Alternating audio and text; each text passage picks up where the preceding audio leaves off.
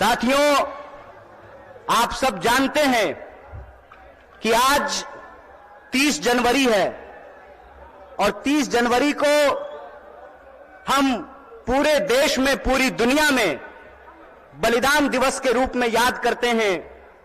हमारे राष्ट्रपिता, हमारे बापू महात्मा गांधी को याद करते हैं और यह संकल्प लेते हैं कि मरते दम तक उनके आदर्शों पर चलेंगे। और उनका आदर्श था सत्य और अहिंसा, न्याय और एकता। और उनकी जो एकता की बात थी, उस एकता की बात के चलते ही जिनके आखिरी क्षण में भी मुंह से हे राम निकला था, उनको एक आतंकवादी कायर नाथूराम ने हत्या करने का काम किया था। यह आज हम सब लोगों को समझना पड़ेगा कि आज हमारे देश में जिस तरीके से नफरत का माहौल पैदा किया गया है, जिस तरीके से इंसान को इंसान से लड़ाया जा रहा है, यही साजिश किसी जमाने में अंग्रेज किया करते थे। अंग्रेज भारत के लोगों को आपस में लड़ाते थे, हिंदू मुसलमान करवाते थे, मंदिर मस्जिद करवाते थे और फूट डाल करके हमारे ऊपर 200 साल तक राज किया था। एक बार फिर से जो लोग आजादी के आंदोलन में हिस्सा नहीं लिए, जिन्होंने इस देश के लिए शहादत नहीं दी, जो जेलों में नहीं गए, फांसी पे नहीं चढ़े, वो लोग जो उस वक्त अंग्रेजों की मुखबिरी किया करते थे, आज गद्दी पर बैठ करके फिर से लोगों को आपस में लड़ा रहे हैं, लोगों के बीच में नफरत फैला रहे हैं। बोलिए, ऐसा है कि नहीं है? नफरत फैल रहा है ना? कौन फैला रहा है? नहीं नहीं नहीं, मोदी अकेले उसमें शामिल नहीं है, उसके साथ वो सब लोग शामिल हैं जो आज समाज को बांटने का काम करते हैं, समाज को आपस में लड़ाने का काम करते हैं। वो सब लोग इसमें शामिल हैं। तो आप सब लोगों से मैं ये आग्रह करना चाहता हूं, आप सब जानते हैं कि कांग्रेस पार्टी ने, भारतीय राष्ट्रीय कांग्रेस ने अंग्रेजों से लड़ करके इस देश को आजादी दिलाई। आजादी दिलाई कि नहीं दिलाई? देश आजाद है ना? कौन आजाद कराया देश को? कांग्रेस ने इस देश को आजाद कराया। और आज एक बार फिर से जब देश में नफरत फैल रही है, उस नफरत के खिलाफ हमारे नेता श्री राहुल गांधी ने कन्याकुमारी से लेकर के कश्मीर तक पैदल चले वो, और उन्होंने कहा कि डरने की जरूरत नहीं है, डरो मत। इस समाज के भीतर जो न्याय है, लोगों का जो हक है, उसके लिए आपको संघर्ष करना पड़ेगा, उसके लिए आपको लड़ाई करनी पड़ेगी। राहुल जी ने कहा कि अगर देश में नफरत फैल रही है तो हमको मोहब्बत की आवाज को बुलंद करना पड़ेगा। और कन्याकुमारी से लेकर के कश्मीर तक उन्होंने भारत जोड़ो यात्रा की, भारत जोड़ो पद यात्रा की। जब भारत जोड़ो पद यात्रा हो गई, तब यह प्रश्न हमारे सामने था कि कौन सी ऐसी चीजें हैं जिससे यह देश ताकतवर बनेगा, इस देश को शक्ति मिलेगी। और यह जो आजकल रोजगार विहीन समझते हैं ना? रोजगार विहीन का मतलब यह है कि गृह मंत्री का बेटा बीसीसीआई का सेक्रेटरी बन जाएगा और आपके बाल बच्चा को कुछ नहीं मिलेगा। समझते हैं ना रोजगार विहीन विकास का मतलब? यह जो रोजगार विहीन विकास है, इस रोजगार विहीन विकास में इस देश के जो आम आवाम हैं, उनके बच्चों का, उनके जीवन यापन का मुद्दा कैसे हल होगा। इसीलिए यह बात कांग्रेस पार्टी ने उठाई कि समाज के हर तबके को भागीदारी देना पड़ेगा। और भागीदारी देने के लिए यह जरूरी है कि हमको देखना पड़ेगा कि समाज की रीढ़ किनको माना जाता है, देश का रीढ़ किसको माना जाता है। आप सब जानते हैं कि भारत दुनिया का सबसे युवा राष्ट्र है। भारत सबसे युवा राष्ट्र है लेकिन इस देश के युवाओं के साथ अभी यह हो रहा है कि आप पढ़ाई करते हैं, दिन रात तैयारी करते हैं, लेकिन जब नौकरी की बारी आती है तो नौकरी नहीं मिलता है। जब एग्जाम होता है तो प्रश्न पत्र लीक हो जाता है और पैसा लेकर के, घूस लेकर के सीट बेच दिया जाता है। बोलिए, युवाओं के साथ बेईमानी हो रही है कि नहीं हो रही है? चूंकि हमारे माँ बाप किसान हैं, चूंकि हमारे माँ बाप शिक्षक हैं, हमारे माँ बाप साधारण परिवार के लोग हैं, साधारण इनकम के लोग हैं, तो हमारे भविष्य के बारे में कोई नहीं सोचता है। बताइए, नेता का बेटा नेता बनेगा, मंत्री का बेटा मंत्री बनेगा, डीएम साहब का बेटा डीएम बनेगा, डॉक्टर साहब का बेटा डॉक्टर बनेगा, लेकिन किसान का बच्चा किसान नहीं बनना चाहता है। बोलिए, किसान का बच्चा किसान बनना चाहता है? क्यों नहीं बनना चाहता है?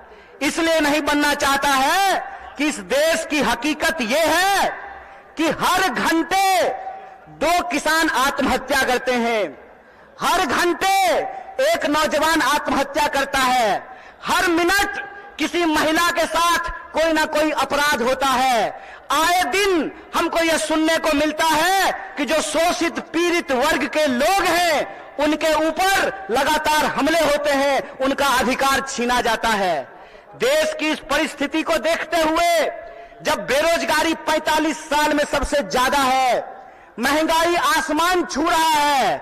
आप लोगों को याद था ना, पहले पेट्रोल कितना में मिलता था?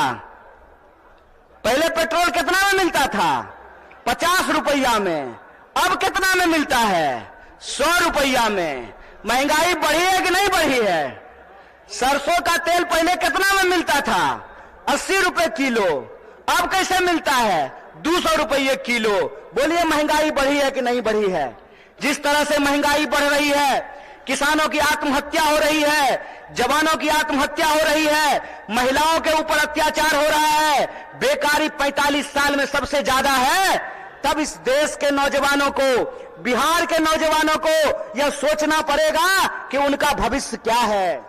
आप सोचिए कि अगर इस देश के नेता चाहते हैं कि उनके बाल बच्चों का भविष्य बना रहे, तो इस देश के किसानों को, इस देश के गरीबों को भी यह सोचना पड़ेगा कि उनके बाल बच्चों का भविष्य कैसे बना रहेगा। इसीलिए इस देश की परिस्थिति को देखते हुए हमारी पार्टी भारतीय राष्ट्रीय कांग्रेस ने और हमारे नेता राहुल गांधी ने यह तय किया है कि हम भारत जोड़ो न्याय यात्रा की शुरुआत करेंगे। और यह जो भारत जोड़ो न्याय यात्रा है, ये मणिपुर से चल करके बिहार की महान भूमि पे पहुंची है। बोलिए, बिहार महान है कि नहीं है? लेकिन आजकल बिहार को बदनाम भी कर दिया गया है। बदनाम नहीं कर दिया गया है? आज हमको मीडिया के एक साथी पूछ रहे थे कि नीतीश जी आपको छोड़ करके चले गए, इस पर आप क्या कहना चाहते हैं? हम बोले, सुनिए, कौन आया कौन गया ये महत्वपूर्ण नहीं है। महत्वपूर्ण ये है कि बिहार के जो 14 करोड़ लोग हैं, उनका जो हक और अधिकार है, रोजी रोटी कपड़ा मकान का सवाल है, अपने खून के आखिरी कतरे तक उसके लिए संघर्ष करेंगे। ये हमारा कमिटमेंट है, ये हमारा संकल्प है। किसी के आने जाने की बात नहीं है, बात है लोगों के हक और अधिकार की, बात है लोगों के लिए न्याय की। और हमारा यह मानना है, हमारी पार्टी की यह मानना है कि अगर हम इस देश को शक्ति देना चाहते हैं, अगर हम बिहार को शक्ति देना चाहते हैं, तो हमको 5 प्रकार के न्याय की स्थापना करनी पड़ेगी। कितने प्रकार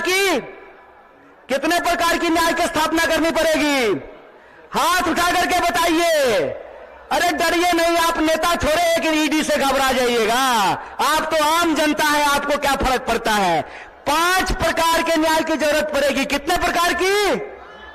और वो 5 प्रकार का न्याय ये है कि हम चाहते हैं कि इस देश में नारी को न्याय मिले, भागीदारी का न्याय मिले, युवाओं को न्याय मिले, किसानों को न्याय मिले और मजदूरों को न्याय मिले। बोलिए, आपको ये 5 न्याय चाहिए कि नहीं चाहिए? सब लोगों को चाहिए। अगर सब लोग यह 5 प्रकार का न्याय चाहते हैं, तो हम आपसे एक अपील करना चाहते हैं। एक बात जान लीजिए, इस देश में कुछ भी इस देश के आम लोगों को कुछ भी बिना संघर्ष के नहीं मिला है। हमारी आजादी के लिए भी लोगों को अपनी जान गंवानी पड़ी। बिहार के लोग जानते हैं कि अपने हक और अधिकार के लिए संघर्ष करना पड़ता है। और एक बात आप लोगों ने सुना होगा, बिन हवा न पत्ता हिलता है, बिन लड़े न कुछ भी मिलता है। इसीलिए अपने हक और अधिकार के लिए हमको लड़ना पड़ेगा और हमारे देश के आम आवाम को, बिहार के आम लोगों को यह सोचना पड़ेगा कि हमारा भविष्य क्या है। हम समझते हैं कि जिस तरीके से मौजूदा सरकार हमारे देश के नौजवानों के साथ, बिहार के नौजवानों के साथ खिलवाड़ कर रही है, उसके खिलाफ हमको संघर्ष करना पड़ेगा। आप सब सोच करके बताइए, अग्निवीर लाई सरकार और अग्निवीर में सरकार ने कहा कि 4 साल के लिए नौकरी देंगे। क्या सिपाही जी, 4 साल के लिए आपको नौकरी मिलेगा, लीजिएगा 4 साल का नौकरी। और यहां मंच पे बहुत सारे एमएलए साहब बैठे हुए हैं, बहुत सारे एमपी साहब बैठे हुए हैं। प्रधानमंत्री बनेगा 5 साल के लिए और सेना का जवान बनेगा 4 साल के लिए। बोलिए बेईमानी है कि नहीं है ये? अगर बेईमानी है तो बेईमान को बेईमान कहना चाहिए कि नहीं कहना चाहिए? चोर को चोर कहना चाहिए कि नहीं कहना चाहिए? ये चोर और बेईमान मिलकर के इस देश के साथ लुटखोरी कर रहे हैं। इसीलिए हम आप तमाम नौजवानों से यह अपील करना चाहते हैं कि एक तो हमको नौकरी नहीं देते हैं, दूसरा हमको शिक्षा नहीं देते हैं, तीसरा किसानों को उनके फसल का दाम नहीं देते हैं, चौथा मजदूरों को न्यूनतम मजदूरी नहीं देते हैं, और पांचवा इस देश की जो आधी आबादी है उसको समान जीने का अधिकार नहीं देते हैं। मैं पूछना चाहता हूं, डॉक्टर बाबा साहब भीमराव अंबेडकर ने संविधान बनाया, कांग्रेस पार्टी ने संविधान बनाया, और उस संविधान की ताकत यह है कि डीजीपी का वोट एक होता है ना? क्या बोलिए ना सिपाही जी, घबराइए नहीं, डरिए नहीं। डीजीपी का वोट एक होता है ना, और आपका भी वोट एक होता है, मुख्यमंत्री का भी वोट एक होता है, और रिक्शा चलाने वाले का भी वोट एक होता है, जूता सिलने वाले का भी वोट एक होता है। यह जो वोट का अधिकार है, इस वोट के अधिकार का हमको इस्तेमाल करना पड़ेगा। अगर वो हमारे वोट का इस्तेमाल कर रहे हैं अपने बच्चों का भविष्य बनाने के लिए, तो आपको अपने वोट का अधिकार का इस्तेमाल करना पड़ेगा अपने बच्चों का भविष्य बनाने के लिए। और आपको इस सवाल का जवाब इस देश की हुक्मरान से पूछना पड़ेगा कि आप एमपी बनिएगा 5 साल के लिए, आप मिनिस्टर बनिएगा 5 साल के लिए, आप प्रधानमंत्री बनिएगा 5 साल के लिए, और हमको सेना में देखिएगा 4 साल का नौकरी। यह नौकरी हमको बर्दाश्त नहीं है। हमको आपको परमानेंट नौकरी देना पड़ेगा, ठेके की नौकरी बंद करनी पड़ेगी। और जिसको परमानेंट नौकरी मिला हुआ है, जिसको परमानेंट नौकरी मिला हुआ है, अगर नेताओं को पेंशन मिल सकता है तो आपको शिक्षकों को भी पेंशन देना पड़ेगा, आपको सरकारी नौकरियों में भी काम करने वाले लोगों को पेंशन देना पड़ेगा। अगर इस देश के पूंजीपतियों का 12 लाख करोड़ कर्जा माफ किया जा सकता है तो आपको किसानों का कर्जा माफ करना पड़ेगा, उनके फसल का पूरा दाम देना पड़ेगा। अगर इस देश में सबको न्यूनतम मजदूरी मिल सकती है तो हम कहते हैं कि मजदूरों को भी न्यूनतम मजदूरी देना पड़ेगा। रोज बरोज नया जो है ड्रामा गढ़ करके लोगों का अधिकार ये छीन रहे हैं। आप लोग वो जादूगरी देखे हैं ना, कि जादूगर इधर से कहेगा गिली गिली पम पम छू और पॉकेट से कबूतर निकाल देगा। टीवी आजकल हमारे साथ वही कर रही है। जब भी आप टीवी खोल करके देखिएगा, आपके मुद्दे गायब कर दिए गए हैं।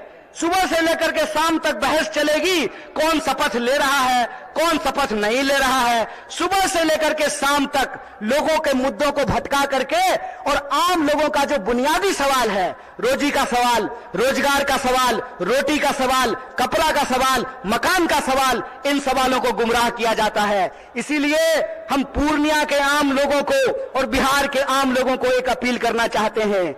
हम जानते हैं कि बिना लड़ाई के कुछ नहीं मिलता है, तो हमको अपने न्याय के लिए और अपने आने वाली पीढ़ी के न्याय के लिए संघर्ष करना पड़ेगा। बोलिए, आप इसके लिए तैयार हैं? न्याय करेंगे अपने साथ, अपने आने वाली पीढ़ी के साथ। तो आखिरी बात बोल करके अपनी बात को मैं खत्म करूंगा।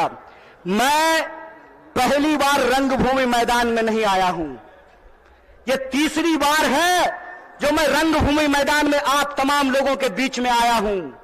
मंच अलग है, लोग अलग हैं, लेकिन मुद्दा वही है।